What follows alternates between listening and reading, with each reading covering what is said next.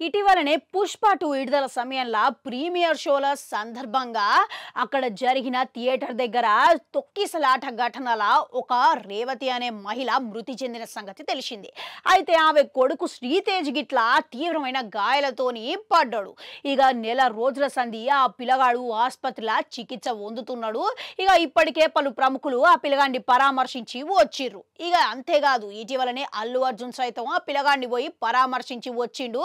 ఇక వైద్యులను అడిగి తెలుసుకున్నాడు. ఇక ఆయన ఆరోగ్య పరిస్థితి ఎట్లా ఉన్నది అని అడిగిండు.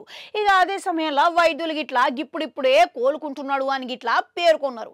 అయితే తాజాగా ఈ ఘటన గురించి మెగా కుటుంబంలా నిహారిక స్పందించిందంట. ఇక తాజాగా ఓ ఇంటర్వ్యూలో మాట్లాడుకుంటా ఆమె నటించిన మద్రాసు కారణి అనే సినిమా ప్రమోషన్ల భాగంగానే ఇంటర్వ్యూలా దాని గురించి పంచుకున్నదంట.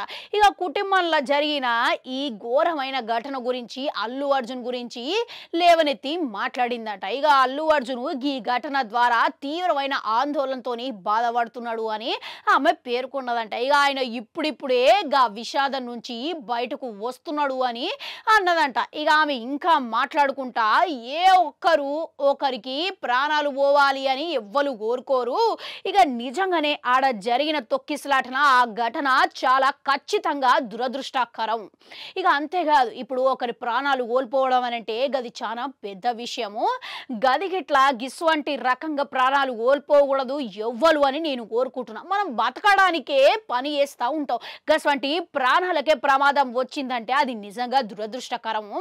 అందుకని చెప్పి అల్లు అర్జున్ ఇప్పటికే ఈ బాధ నుంచి కోలుకుంటున్నాడు అని అన్నదంట. ఇక అంతేకాదు ఆయన ఈ ఘటన వల్ల చాలా మానసిక వేదన అనుభవిస్తున్నాడు అని, ఇక ఇప్పుడిప్పుడే ఆయన పూర్తి మనిషిలాగా బయటకు రావాలని నేను కోరుకుంటున్నా.